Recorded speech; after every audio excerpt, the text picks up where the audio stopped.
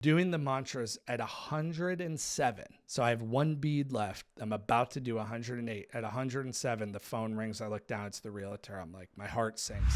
First off, the quote, occult powers. My teacher always said, who are the lowest scumbags on earth? And it's occultists. Now I teach the occult, meaning hidden mysteries. The occult means that generally nowadays, that's just considered the manipulation, moving around with energies or tinkering with spells and all this type of stuff. Positive affirmations, you could say, well, that's the occult. You're using some untapped power of your mind to reinforce something good for yourself. But you would never, for example, do a quote positive affirmation to try to control somebody's will.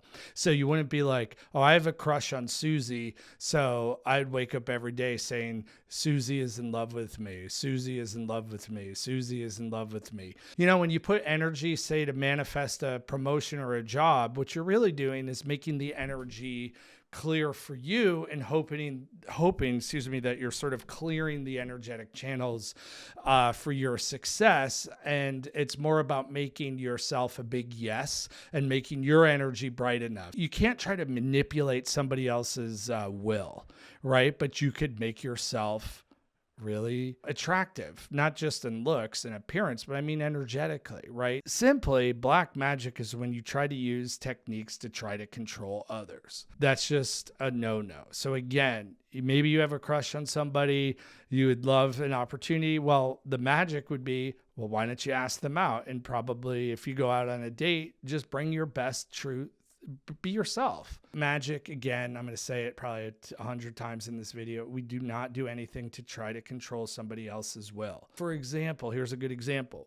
We wanted this house, the house we're in now. I just leveled up like my prosperity practices through the meditations, mantras, and all of this. And I have stories that are on record around about how we got the house.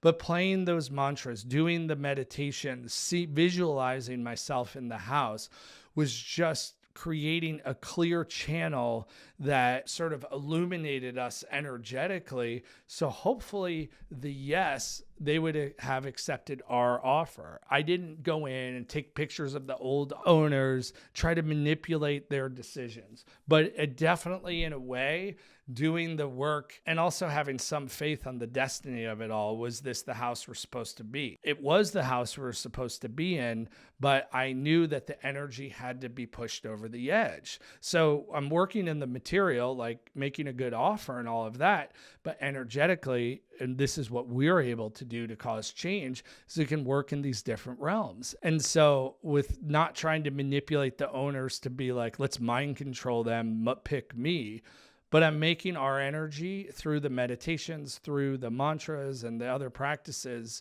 I even put a citrine on my Jupiter line on the property when I came to see it, right? That's just an added little energy and a frequency of alignment where, it was down to us. And I learned later it was a cash offer, which are very hard to beat out. They went with us. They really liked the idea of a family and everything lined up. Our broker was good.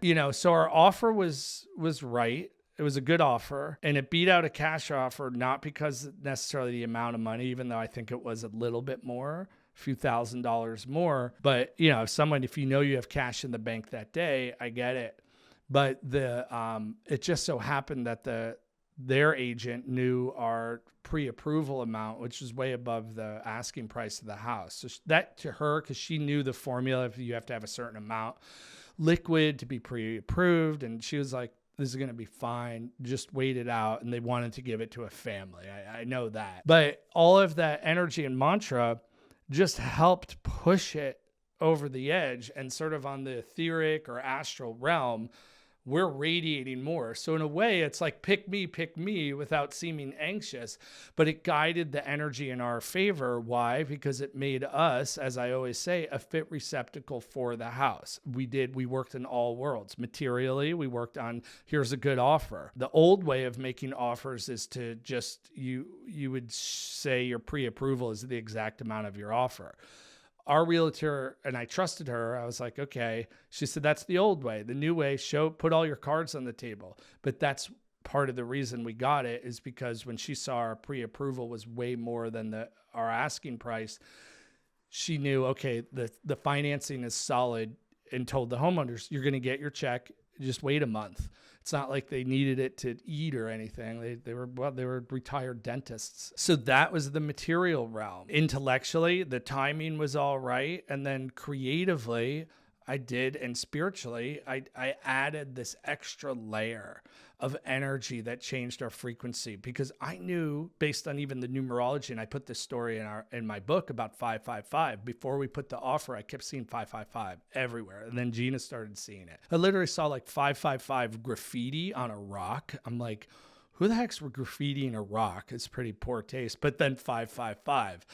So I was like, it's a message for me. And that knew I had to come in swinging. I had to come in with a fight. I escalated our offer really high because I was like, we need a freaking home. And so that message too, and I wrote in my book, I said, it was our destiny to get the house, but the universe was showing me how to do it. And it was a fight. There was 12 or more offers on this house.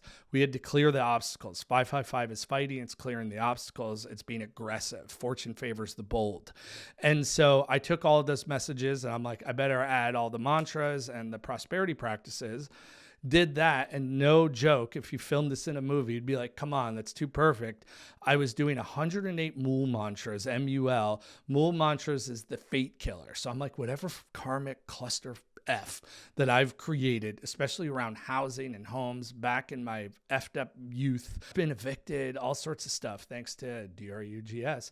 And so I was a bit of a up, but I was doing the Mul mantra, which is just one that I have a deep relationship with. I had my mala beads out. I'm like, I'm doing 108. I did all these prosperity mantras. Today was the day we're going to find out that my anxiety, I got gray hair because of it. And doing the mantras at 107. So I have one bead left. I'm about to do 108. At 107, the phone rings. I look down. It's the realtor. I'm like, my heart sinks. I pick up the phone. She goes, congratulations, you're a homeowner, which was a very smart way to say it, because she knows that people are like, this dread. So immediately she cut the energy. And I was at the second, like the penultimate beat, 107 mantras. It was crazy. I literally had the mala in my hand and I got off the phone, like just relief. And then I did that last mantra. So I know I needed to push the energy. So we can do that, right? We manifest. We look at the astrology. Oh, this is good astrology for this. We do this prosperity meditation, HUD, right? We do that because it changes our energy, and Moon and Jupiter align. So then your energy shifted and you just start to align and the right opportunities show up because you're not obfuscated by your own freaking junk. Okay. So again, it's all comes down to making yourself a fit receptacle. And then you have to apply yourself for the change. Like then you do it and whatever level needs to be done. So that house was a whole system of magic that I applied, including having a really positive and beneficial pre-approval, and the things that I'd worked to have both Gene and I super excellent credit. There's magic applied for moving the ball forward and attaining something, procuring something, I should say, like a house. So this stuff works. Are there people that don't have to do any of that kind of thing and just maneuver lots of money around and are successful? Yeah, but I apply all this because it's part of our spiritual evolution to have had a house.